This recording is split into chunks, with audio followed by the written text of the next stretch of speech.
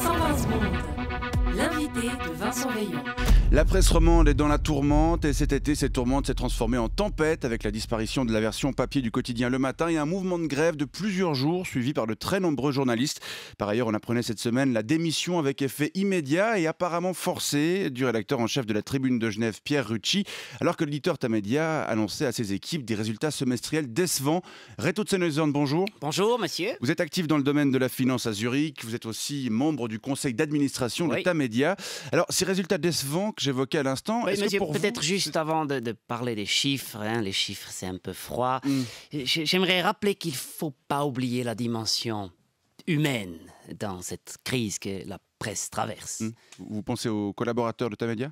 Ah non, je pense au chef de l'entreprise, Pietro. Pietro Supino, donc le président du conseil d'administration du groupe. Exactement. Est-ce que vous pensez à lui de temps en temps ? Non, mais le pauvre, je crois que vous ne vous rendez pas compte par quoi il passe en ce moment. D'abord, au sein des cercles économiques zurichois, tout le monde se moque de lui. Vous savez, de subir une grève de ses employés, c'est la honte, c'est ridicule.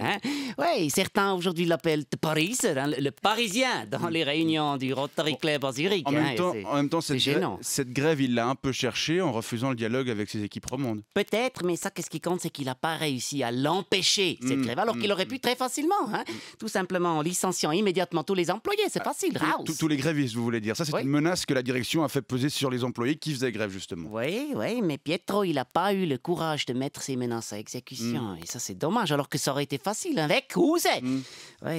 Maintenant, les milieux économiques, ils le méprisent un petit peu, on peut dire. Mais bon, pas autant que ses employés, il faut quand même...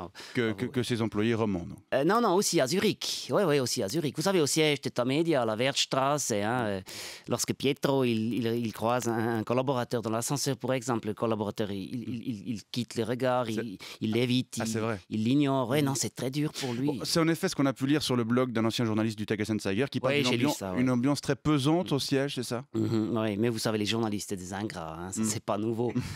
Non. Et puis les journalistes, c'est un détail, un peanuts à côté des milieux économiques. Et des milieux culturels aussi. Vous savez, eux aussi, à Zurich, ils n'ont plus tellement du respect pour Tamedia.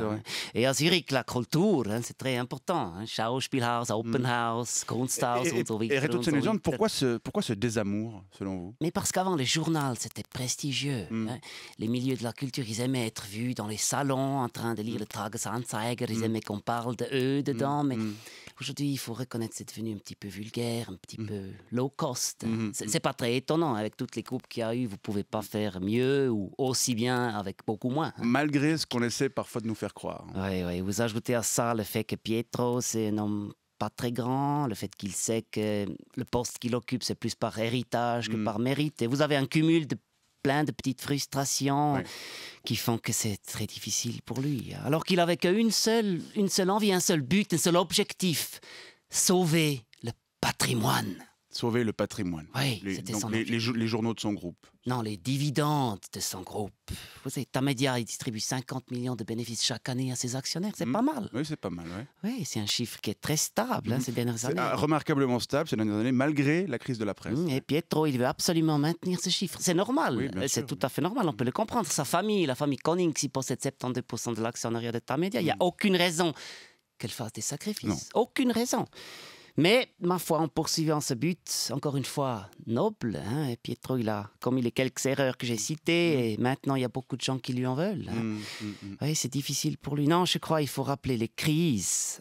Les crises font des dégâts humain, il ne faut pas l'oublier. Le message est passé, Reto Tsenezorn. Je rappelle que vous êtes, oui, on le comprend bien. Je rappelle que vous êtes membre du conseil d'administration de Tamedia. D'ailleurs, je dois vite y aller à Zurich. Mon hélicoptère m'attend. Merci pour cet éclairage. Je vous souhaite une bonne journée. Je reviens quand je veux.